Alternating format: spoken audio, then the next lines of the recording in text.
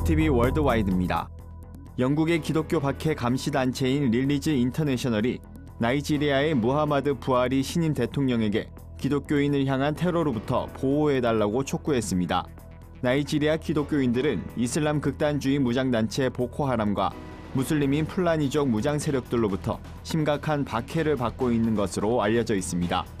글로벌 테러리즘 인덱스에 따르면 나이지리아는 4년 연속으로 세계에서 세 번째로 테러 피해가 큰 국가로 지정된 상태입니다. 릴리지 인터내셔널 대표 폴 로빈스는 대통령의 우선순위가 취약한 기독교 공동체를 보호하는 것이어야 한다고 강조했습니다. 예수님을 하나님으로 언급하고 있는 고대 문서 7개가 발견됐다고 영국 익스프레스가 보도했습니다. 문서를 기록한 이는 이그나티우스 테오포르스란 터키 남부 안타키아시의 교회 지도자로 그는 생전에 메시아를 만났으며 자신의 경험을 문서로 기록해 전국의 교회에 알린 것으로 추정됩니다. 문서를 발견한 역사가들은 예수님을 하나님의 아들이 아닌 하나님으로 언급하고 있다는 사실에 놀라움을 나타냈습니다. 문서는 서기 110년과 115년 사이에 기록됐고 서머나와 에베소, 트탈리안, 로마 등지로 보내졌습니다. 가톨릭 교리문답서에 따르면 예수란 말은 히브리어로 하나님이 구원하신다는 의미를 갖고 있습니다. 도널드 트럼프 미국 대통령이 한국과 군사훈련을 원치 않는 이유는 돌려받지 못하는 수억 달러를 아끼기 위한 것이라고 밝혔습니다. 트럼프 대통령은 트위터에서 이것은 대통령이 되기 전부터 고려한 것이라며 또한 지금 시점에 북한과의 긴장을 줄이기 위한 좋은 시도라고 덧붙였습니다. 이로써 트럼프 대통령이 연합훈련 종료가 막대한 비용이 들기 때문이란 점을 내세운 만큼 향후 한국의 방위비 추가 부담을 압박할 가능성이 커졌다고 전문가들은 분석했습니다.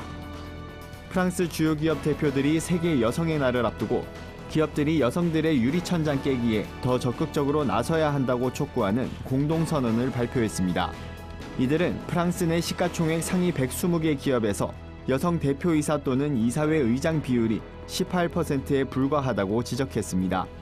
또 이사회의 남녀 분포가 평등한 기업이 그렇지 않은 기업보다 평균 실적이 55% 더 좋다는 맥켄지의 보고서를 인용하며 남녀 평등에 헌신하는 기업이 가장 경쟁력 있고 가장 매력적이며 가장 혁신적이라고 믿는다고 강조했습니다. 이번 공동선언은 오는 8일 세계 여성의 날을 앞두고 프랑스 재정경제부 장차관의 발의로 이뤄졌습니다.